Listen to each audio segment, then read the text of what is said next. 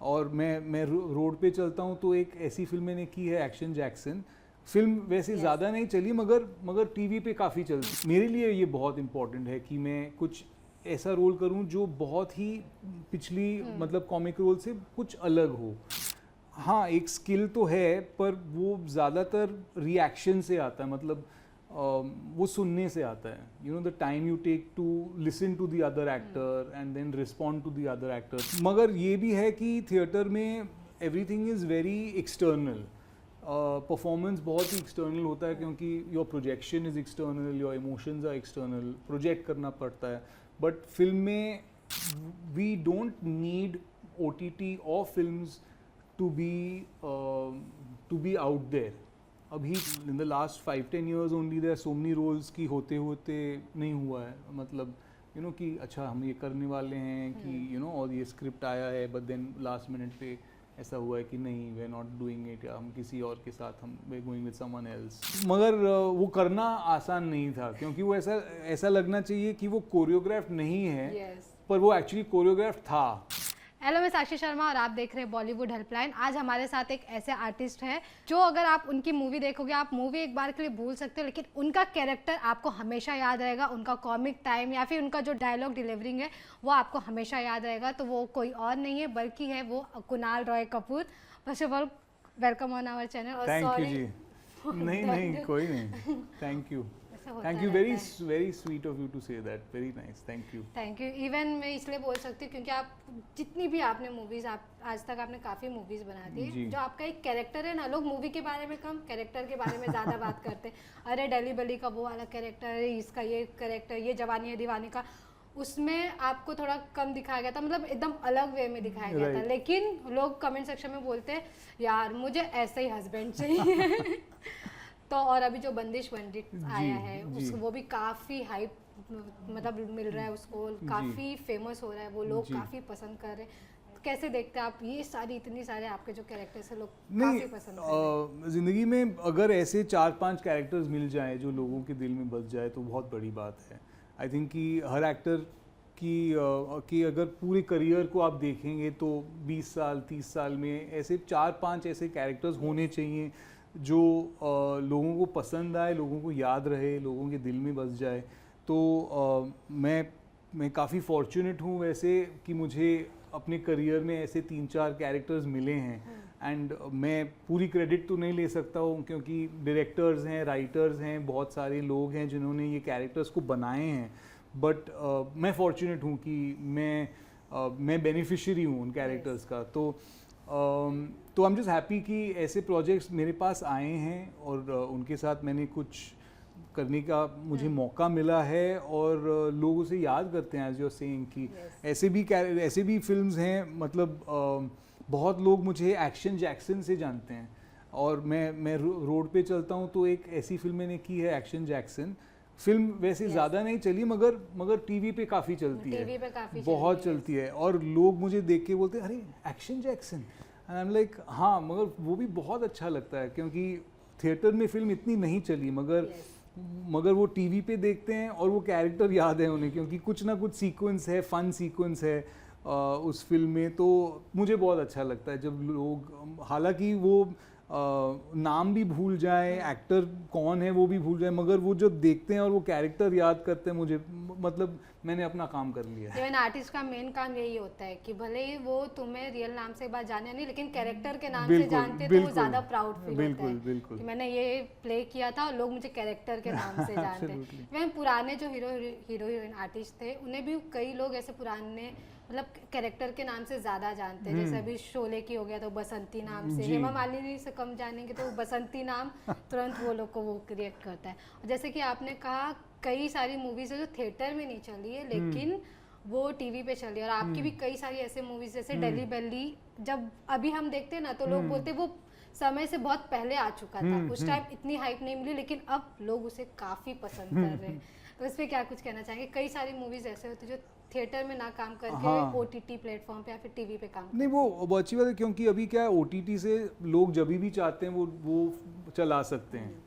और ऐसी कई फिल्में हैं जो OTT अपना थिएटर में उनको वो जगह नहीं मिला होगा, या वो समय ख़राब था, या लोगों को समझ नहीं था उस टाइम पे उस चीज़ की, मगर अभी जाके क्योंकि वो प्लेटफॉर्म पे हमेशा के लिए वहाँ पे बैठा हुआ है, आपको जाके बस एक्सेस करना है, तो बहुत सारी फिल्में हैं, शोज़ हैं जो लोग जाके फिर से रीवॉच कर रहे हैं and they are discovering you know some of these old movies, तो अच्छी बात है। And I am very happy कि ऐसे 2-3 फिल्में मेरी भी फिल्मोग्राफी में हैं जो लोग पसंद करते हैं। इवन आप कैसे अपना स्क्रिप्ट चॉइस करते हैं, क्योंकि आपका जो हम लोग ने कैरेक्टर देखा है काफ़ी अलग रहता है, कभी कॉमिक वे में रहता है तो कभी ऐसे लोगों को सजेशन वे में रहता है, ऐसा अलग अलग आप कैसे सेलेक्ट करते हो कि नहीं मुझे अब ये पिक्चर करना चाहिए क्योंकि मुझे ये कैरेक्टर पसंद नहीं, ज़्यादातर मुझे कॉमिक जोन में या कॉमिक रोल्स ही ज़्यादातर ऑफर होते हैं, मगर मैं बस यही कोशिश करता हूँ कि कुछ अलग टोन या अलग किस्म की कॉमेडी मैं करूँ इसमें। एक ही किस्म का या एक ही टाइप का कैरेक्टर करना फिर वो रिपेटिटिव हो जाएगा, लोगों को भी फिर वही लगेगा कि कुछ डिफ्रेंसिएशन नहीं है एक फिल्म से लेके दूसरी फिल्म तक। तो मेरे लिए ये बहुत इम्पोर्टेंट है कि मैं कुछ ऐसा रोल करूं जो बहुत ही पिछली मतलब कॉमिक रोल से कुछ अलग हो। कैरेक्टर का आर्क बहुत इम्पोर्टेंट है, वो कहाँ से शुरू होता है, कहाँ you know what is his journey, और स्क्रीन प्ले में भी उसके क्या मतलब how important is he to the entire screen play. तो ये सारी चीज़ें मन में रख के फिर मैं डिसीजन लेता हूँ कि हाँ ये फिल्म करनी चाहिए। Director is also very important, producer is also very important, तो बहुत सारी फैक्टर्स हैं। बट या वैसे मैं पढ़ता हूँ, फिर मैं देखता हूँ, लोगों से मिलता हूँ, अगर if we are able to gel then I am more than happy to. Even comedy करना भी बहुत इजी नहीं होता है, काफ़ी मुश्किल है। टाइम वो होना चाहिए कि आप सही टाइम पे वो बोले हो, बहुत बहुत हार्ड रहता है, तो वो कितना डिफिकल्ट रहता है या आपके लिए इजी रहता है? नहीं, इजी मतलब मुझे पता नहीं इजी है या हार्ड है, मगर वो हाँ एक स्किल तो है, पर वो ज़्यादातर रिएक्शन से आता है, मतलब वो सुनने से आता है। You know the time you take to listen to the other actor and then respond to the other actor. तो आई थिंक टाइमिंग के लिए रिस्पॉन्ड करना बहुत ज़रूरी है। तो थिएटर से मैं हूँ तो मतलब वहाँ पे when you sense the audience and you can sense their laughter ना, तो जब whenever you say a line and then you say a next line, तो वो लाफ्टर तो जब मैं फिल्म करता हूँ तो I am imagining an audience also in my head कि when will they laugh if I say it at this second or this second, और कितना पॉज लेना चाहिए and how much of a pause would have an audience if they were live would they have laughed at it। तो वो भी मैं मन में रख के कभी कभी मैं you know I imagine कि अच्छा audience would have responded like this। Even जब कहा जाता है कि जो थिएटर से आते हैं उन्हें ज़्यादा नॉलेज रहता है कि किस समय पे क्या करना है, या आपको ज़्यादा पता होगा, क्योंकि उस टाइम जैसे कि आपने बोला कि हम ऑडियंस का रिएक्शन देखते हैं, अगर ऑडियंस रिएक्ट नहीं कर रही तो हम अपने आप से उस टाइम पे भी कुछ भी बोल सकते हैं, थिएटर का ये रहता है। तो ये कहीं ना कहीं वजह रहती है आप लोगों की कि आपको पता है कि आप जब मूवी के लिए भी शूट करें तो वही वजह है कि हाँ नहीं मैं ये सोच के ये बोलूँगा। हाँ नहीं, वो definitely that's a help and वो सीखने का मौका मिलता है थिएटर में।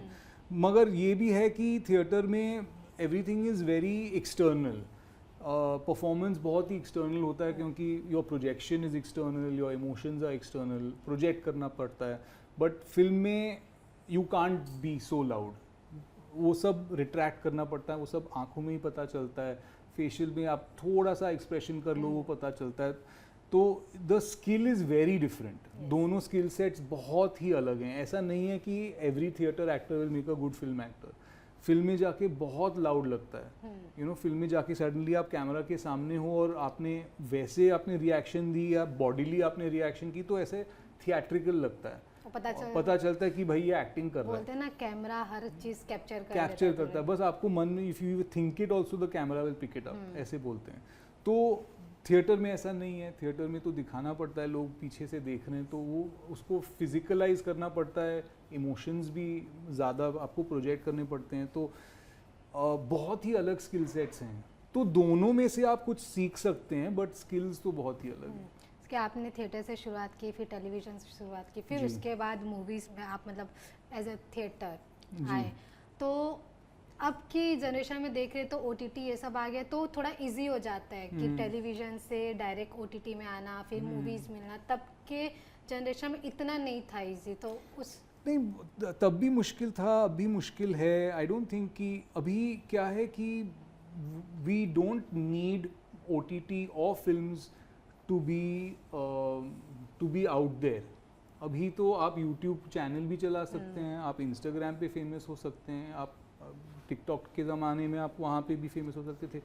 तो इतने सारे एवेन्यूज़ हैं, आप मतलब खुद का चैनल स्टार्ट करके या तो इंस्टाग्राम पे या तो यूट्यूब पे आप कुछ भी कर सकते हैं। तो ये जो बाउंड्रीज हैं वो सब हट गए हैं। सो आई थिंक कि वहाँ से भी नोटिस हो सकते हैं, टेलीविज़न से भी। टेलीविज़न पे क्या है, एक इकोनॉमिक सिस्टम है, तो अगर आपको कमर्शियली एक्टर बनना है तो वहाँ पे वो एटलीस्ट इकोनॉमिकली आपको पता है, अच्छा चलो मैं 20 दिन में काम कर रहा हूँ, इतने पैसे मिलने वाले हैं, so I can understand the economics. Instagram पे अलग है, यूट्यूब पे अलग है, तो there are more avenues now. And I think कि वो जो गार्ड रेल्स हैं जो पहले मतलब फिल्म करने के लिए या टेलीविज़न करने के लिए आपको ये करना पड़ता, वो मतलब यू नो इतने ऑडिशंस ये वो मतलब रिजेक्शन सो ऑफन, यहाँ पे आप डायरेक्टली आप ऑडियंस के you can communicate straight to an audience, और अगर चल जाए तो फिर बहुत बड़ी बात है।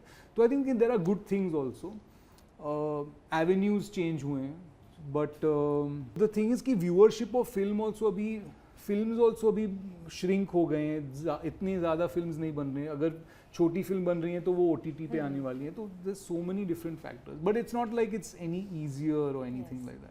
As you said about rejection, आपके लाइफ में कभी ऐसा पार्ट आया कि आपको रिजेक्शन का सामना करना पड़ा और वो आपको चीज़ करना था लेकिन फिर भी किसी रीज़न के वजह से थर्ड पार्टी के थ्रू आपको रिजेक्शन का सामना हाँ, बहुत वेरी ऑफन ऐसे रोल्स भी हैं, मतलब in the last 5-10 years only there so many roles की होते होते नहीं हुआ है, मतलब यू नो कि अच्छा हम ये करने वाले हैं कि यू नो और ये स्क्रिप्ट आया है, बट देन लास्ट मिनट पे ऐसा हुआ है कि नहीं we are not doing it, या हम किसी और के साथ हम we're going with someone else. वो रिजेक्शन भी है। There is rejection when you are starting off also, early days में there is rejection of so many things, of like not getting certain roles. तो आई मीन मेरे लिए हालांकि थोड़ा आसान था क्योंकि मैं मुंबई से ही हूँ, तो आई ऑलरेडी लिव हियर, तो वो लॉन्जेविटी मिल जाती है क्योंकि मुझे कहीं you know I don't have the pressure of having a house, I don't have the pressure of, तो वो सारे प्रेशर्स नहीं है। तो because you are here for such a long period it's easier to deal with those rejections. But for someone coming from outside, बाहर से कोई आए, यहाँ पे उनको रहना पड़ रहा है, इतनी it's a very expensive city to live in, और फिर उसके ऊपर रिजेक्शन पे रिजेक्शन, वो बहुत मुश्किल हो जाता है। इवन आपसे पूछना चाहूँगी, आपके कितने भी कैरेक्टर सब अलग अलग, लेकिन आप कभी ऐसे स्पेसिफिक रोमांस या फिर एक्शन की तरफ नहीं बढ़ना चाहे? हाँ 100%। मैं तो I think I am built for action films by my physique. नहीं है, I don't know, but I think कि to see someone like me doing action would be a lot of fun, बहुत ही entertaining होगा, क्योंकि मुझे actually a genre that I think really will work is action comedy. And there was a phase कि जहाँ पे वो चल रहा था action comedy, जो action और comedy का जो मिश्रण है, I think कि that is a space that I would really like to explore, which is action, serious action, but with a comic angle to it. जैसे जैकी चैन करते थे ना वो, मतलब तो that kind of thing. So I think that is a space that is under explored in our industry. तो वो pure romance, so many genres are there, horror, thrillers. Even आपको हॉरर मूवी में देखकर काफ़ी अच्छा लगेगा। इवन बात करना चाहूँगी, आप काफ़ी कम सोशली इंटरेक्ट होते हो जी, क्योंकि अभी मैं आपके इंटरव्यूज़ भी सर्च करती हूँ, काफ़ी कम है। तो ये क्या रीज़न है कि आप काफ़ी कम सोशली इंटरेक्ट होते हो लेकिन आपके जो कैरेक्टर है वो लोगों तक पहुँच जाते हैं इजीली? वेल आई थिंक कि एक एक्टर के तौर पे मुझे ज़्यादा दिलचस्पी एक्टिंग में है। I am not a very vocal person when it comes to talking about the films or talking about my life or anything like that. मुझे I love acting, तो I do it more for the acting than for anything else. तो वो मेरे लिए थोड़ा मुश्किल है, अपने बारे में बात करना, मेरी लाइफ के बारे में बात करना मैं पसंद नहीं करता हूँ। But as long as my films get to the people, as long as लोगों को कैरेक्टर्स पसंद आए, तो I am more than happy with this. कभी ना कभी ऐसे थोड़ा अफेक्ट हुआ है उसके वजह से? नहीं, बिल्कुल ही नहीं। आई am not, affected by it in any way. As long as मुझे काम मिलता रहे, I'm more than happy. Even बात करना चाहूँगी ये जवानी है दीवानी की, जो काफ़ी बार री रिलीज हो रहा है, और जितने बार री रिलीज हो रहा है लोग उसे उतना ही प्यार दे रहे हैं. तो वो आपके कैरेक्टर के बारे में पूछूंगी, क्योंकि वो काफ़ी अलग कैरेक्टर था, एकदम शांत से एकदम समझदार. जो आपका कैरेक्टर वो थोड़ा डिफिकल्ट हुआ होगा प्ले करने में. नहीं, डिफिकल्ट तो था, क्योंकि उसमें एक डांस भी है, वो डांस भी करना पड़ा मुझे. वो तो एकदम हिट गया है. हाँ, वो मगर वो करना आसान नहीं था, क्योंकि वो ऐसा लगना चाहिए कि वो कोरियोग्राफ नहीं है, पर वो एक्चुअली कोरियोग्राफ था. तो और वैसे भी कोरियोग्राफ डांस में मेरी तो मतलब आई am not really good at it. तो बट इसमें तो मज़े ही कर रहे थे, तो निकल गई, तो इट वाज फाइन. और अपने भाई के साथ काम करके कैसा लगा? वो एक ही सीन में थे, एक ही शाम का काम था, तो इट वाज लाइक 15 मिनट में वो सीन तो निकल गया. तो बट हाँ, थोड़ा सा अजीब था, क्योंकि भाई के साथ काम करना it's not exactly the same ना, वर्क इन्वायरमेंट में सडनली भाई के साथ. तो या तो लास्टली आप अपने फैंस को क्या कुछ कहना चाहेंगे जो आपको इतना प्यार दे रहे हैं? नहीं, बहुत प्यार दे रहे हैं मेरी सारी रोल्स के लिए. बंदिश बैंडिट्स के लिए जो भी प्यार मिल रहा है, I am really grateful to all of them for all the messages that they are sending. And I am so happy कि आप लोगों को ये सीरीज़ और फिल्म्स पसंद आए, and I hope to entertain you more in the future.